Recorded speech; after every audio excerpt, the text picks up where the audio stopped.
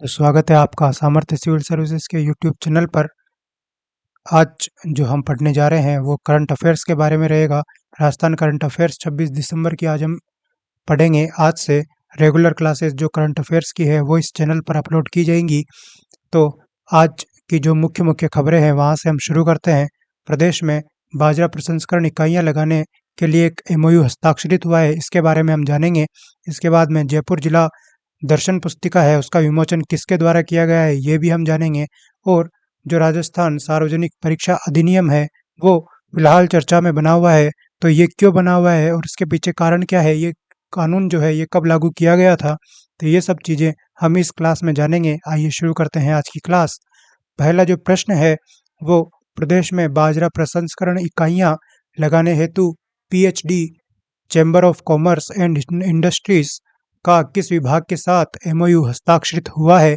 MOU मतलब होता है समझौता ज्ञापन। तो ये जो है वो किस विभाग के द्वारा हस्ताक्षरित हुआ है वो हमें बताना है। तो इसमें पहला जो ऑप्शन है वो केंद्रीय खाद्य प्रसंस्करण मंत्रालय है। दूसरा जो ऑप्शन है वो राजस्थान कृषि विपणन विभाग है। और C ऑप्शन उपरोक्त दोनों। D ऑप्शन जो है वो राज्य को है। तो इसमें जो है वो C ऑप्शन सही हो जाएगा, यानी कि केंद्रीय खाद्य प्रसंस्करण मंत्रालय, राजस्थान कृषि विपणन विभाग और PHD chamber of commerce and industries के मध्य एक MOU हस्ताक्षरित हुआ है। इसमें जो इनका उद्देश्य है वो 100 इकाइयाँ लगाना इनका उद्देश्य है। कुल मिलाकर ये 100 इकाइयाँ लगाएंगे। इसके अलावा एक यूनेस्को के द्वारा आपने कभी पढ़ा होगा कि जो बाजरा वर्ष है या जो मिलेट ईयर है, यानी कि मोटे अनाजों के लिए जो वर्ष है वो 2023 को घोषित किया गया है, यानी कि जो 2023 है वो पूर्णतः बाजरे पर निर्भर रहेगा। मतलब उसमें बाजरे को प्रोत्साहन के लिए एक विशेष रूप से जो वो वर्ष है उसे यूज किया जाएगा। इसी कोशिश में ये एक कदम है कि जो 100 इकाइयाँ है बाजरा प्रसंस्करण की वो राजस्थान प्रदेश में भी लगाई जा रही है। इसके अलावा आपको दो चीज़ें और याद रखनी है। एक तो पहले तो ये है कि सेंटर ऑफ एक्सीलेंस, क्योंकि ये डायरेक्ट पूछ लिए जाते हैं। Centre of excellence for millets ये कहाँ स्थित है, तो ये जोधपुर कृषि विश्वविद्यालय में, कृषि जो यूनिवर्सिटी है इसमें स्थित है। और एक आपको बाजरा अनुसंधान केंद्र याद रखना है। बाजरा अनुसंधान केंद्र जो कि बाड़मेर में है, ये आपको याद रखना है। तो बढ़ते हैं अगले प्रश्न की ओर। जवाहर कला केंद्र में आयोजित किए गए जयरंगम जयपुर थिएटर फेस्टिवल का यह कौन सा संस्करण था। तो इसका आयोजन 18 से 24 दिसंबर 2022 को किया गया था और ये इसका 11वां संस्करण था। इसके अलावा हम जो जवाहर कला केंद्र है उसके बारे में कुछ चीज़ें जान लेते हैं, जैसे कि इसकी स्थापना 1993 में स्थापना होती है। और जो ये जवाहर कला केंद्र है इसका जो भवन है इसका वास्तुकार, क्योंकि इससे संबंधित क्वेश्चन आते हैं, वास्तुकार इसका पूछा भी गया है, जो कि चार्ल्स कोरिया इसके वास्तुकार थे। और इसमें अभी 17 से 21 दिसंबर तक 2022 तक एक राज्य स्तरीय विकास प्रदर्शनी जो है वो भी लगाई गई थी। राज्य स्तरीय प्रदर्शनी, ये जो प्रदर्शनी है वो सरकार के 4 वर्ष सफलतापूर्वक पूरे होने के लिए लगाई गई है। और इसमें जो याद रखने वाली बात यह है कि 28 विभागों की 24 स्टॉल्स लगी थी। तो ये सब चीज़ें याद रखना आप जवाहर कला केंद्र के बारे में। इसके बाद अगला क्वेश्चन जो है, हाल ही में राजस्थान क्रिकेट एसोसिएशन के चुनाव संपन्न हुए हैं। इस चुनाव में RCA के चुनाव अधिकारी कौन थे। तो RCA के जो अध्यक्ष है वो तो वैभव गहलोत वापस बनी गए हैं, नहीं है, लेकिन इसमें जो राम लुबाया है ये इन्होंने क्या करा था, इस चुनाव से जस्ट पहले इस्तीफा दिया था। तो जो नए चुनाव अधिकारी के रूप में सुनील अरोड़ा को चुना गया है, ये ज़्यादा इम्पोर्टेंट है कि इसमें जो नए चुनाव अधिकारी थे वो कौन थे। इसके अलावा हम जो आरसीए में नवनिर्वाचित जो पदाधिकारी है उनके बारे में भी देख लेते हैं, जैसे कि वैभव गहलोत, इनको पुनः अध्यक्ष चुना गया है। पुनः अध्यक्ष यानी कि इनकी जो कार्यकारिणी है वो निर्वाचित निर्वाचित तो क्या कहेंगे, वो तो निर्विरोध ही जीत कर आए हैं। तो इसके अलावा जो वैभव गहलोत के अलावा भवानी सामोता का भी नाम याद रखिएगा। भवानी जो सामोता है ये आरसीए के नए सचिव है, नए सचिव। इसके अलावा रामपाल जो शर्मा है, ये भी नाम याद रखना, रामपाल शर्मा ये कोषाध्यक्ष है। इसके अलावा आपको 2-3 चीज़ें और याद रखनी है जो तो पूछ भी सकता है एग्जाम में, कि आर्चरी एकेडमी कहाँ स्थापित की जा रही है। आर्चरी एकेडमी ये कहाँ स्थापित की गई है, तो डूंगरपुर में ये आर्चरी एकेडमी स्थापित की गई है। इसके अलावा 1-2 अकेडमियाँ और है, जैसे कि कबड्डी एकेडमी ये राजगढ़ चूरू में स्थापित की जा रही है। इसके अलावा हैंडबॉल एकेडमी भी है, हैंडबॉल एकेडमी ये जो है जैसलमेर में स्थापित की गई है। और एक श्रीगंगानगर में भी एथलीट एकेडमी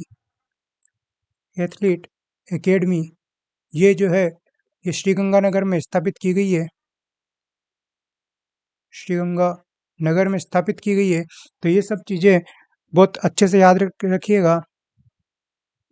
फिर जो नया प्रश्न है वो जालंधर में आयोजित 71वीं Akhil Bharatiya police volleyball cluster में राजस्थान पुलिस ने कौन सा पदक जीता है।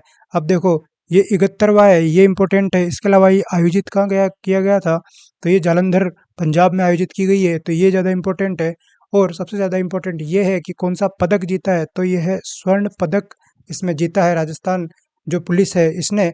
इसके बाद बढ़ते हैं अगले प्रश्न की ओर।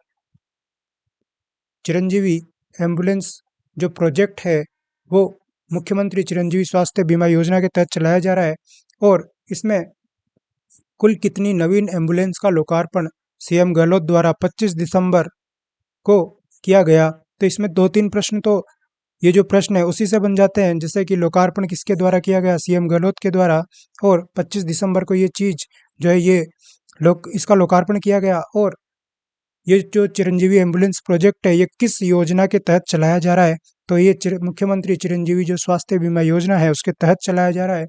और इसमें जो संख्या है ये एम्बुलेंस की वो 167 है, यानी कि 167 जो 167 नवीन एम्बुलेंस है उनका लोकार्पण सीएम गहलोत द्वारा 25 दिसंबर को किया गया है। इसके बाद में हम सीएम चिरंजीवी जो स्वास्थ्य बीमा योजना है इसके बारे में भी देख लेते हैं, क्योंकि ये पढ़नी भी जरूरी है, अब चर्चा का विषय बन भी चुकी है। इसकी जो शुरुआत है 1 मई 2021 से हुई, और विभाग स्वास्थ्य एवं जो चिकित्सा विभाग है वो ही है। और इसका जो लाभ है वो इम्पोर्टेंट है, क्योंकि इसका जो शुरुआत जब हुई थी तो इसका जो लाभ है वो 5 लाख रुपए प्रति परिवार था।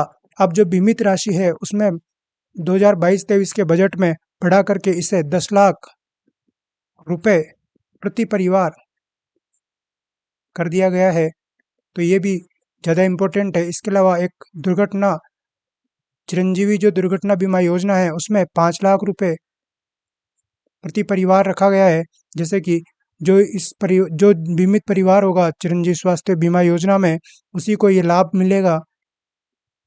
इसके अलावा बढ़ते हैं अगले प्रश्न की ओर। जो परीक्षाओं में नकल रोकने के लिए राजस्थान सार्वजनिक परीक्षा अधिनियम 2022 से संबंधित है कि इसकी अधिसूचना जो है वो राज्य विधानसभा में कब जारी की गई है।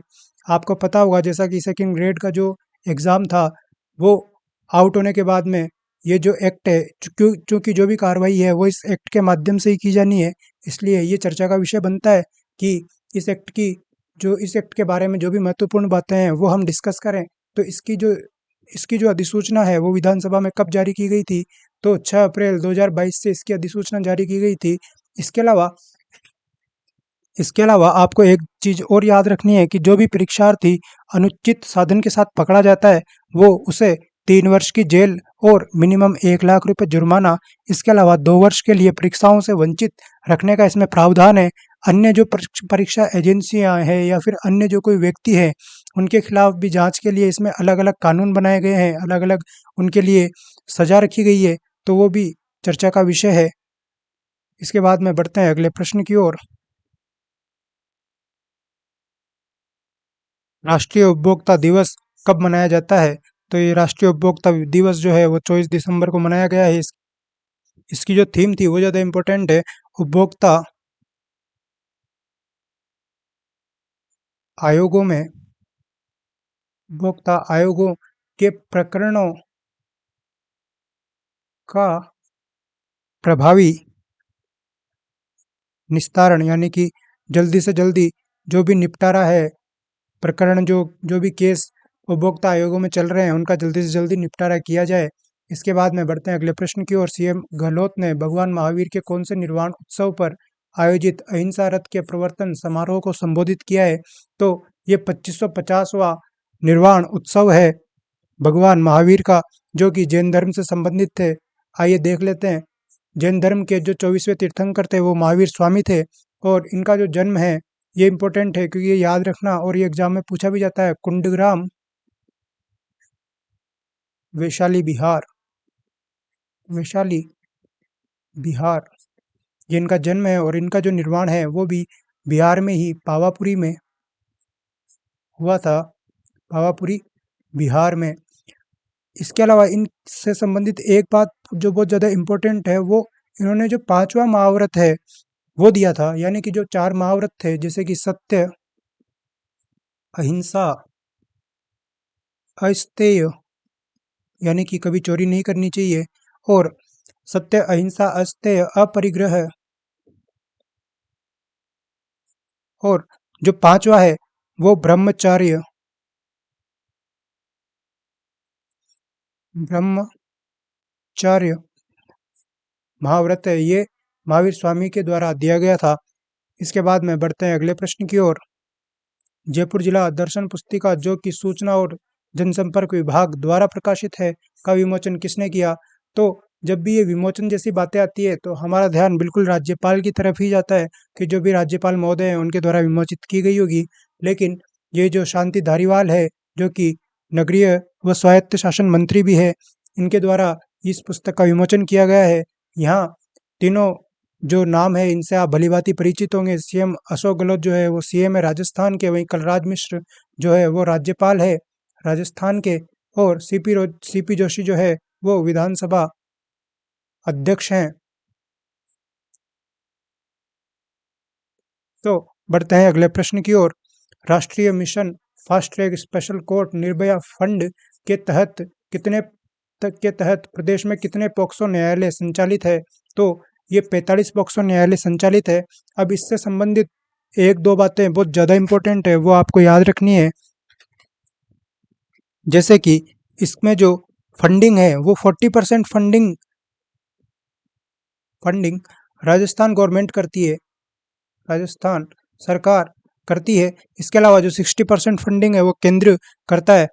अभी जो 60 करोड़ की फंडिंग की घोषणा अशोक गहलोत ने करी है, अशोक गहलोत ने 60 करोड़ रुपए की घोषणा करी है, उसका जो बंटवारा है वो ज़्यादा इम्पोर्टेंट है। जैसे कि 40.27 करोड़ जो है इसमें वो ये राज्य निधि मद के द्वारा दिए जाएंगे, राज्य निधि मद के द्वारा दिए जाने हैं। और जो 19.73 करोड़ रुपए बचे हुए हैं ये केंद्रीयांश मद के तहत दिए जाने हैं, केंद्रीयांश मद के तहत दिए जाने हैं। तो ये सब बातें थी आज की क्लास की। इसके अलावा जो राजस्थान जीके के महत्वपूर्ण प्रश्न है वो भी आपके सामने है। इन प्रश्नों को आप हल कीजिएगा और अपने जवाब दीजिएगा। आलनिया के प्रागैतिहासिक चित्रों की खोज किसके द्वारा की गई थी? दूसरा प्रश्न, 1857 की क्रांति के समय धौलपुर के शासक कौन थे? तीसरा प्रश्न, महिला आश्रम भीलवाड़ा की स्थापना किसने की थी? और चौथा प्रश्न, किस जनजाति में मृतक का धारी संस्कार, ये इम्पोर्टेंट है, किया जाता है? और पांचवा जो अंतिम प्रश्न है वो, राजस्थान जाट क्षेत्रीय महासभा की स्थापना कब हुई थी? तो इन पांचों के आंसर्स आपको देने हैं। तो आज के लिए इतना ही। अलविदा। Thank you.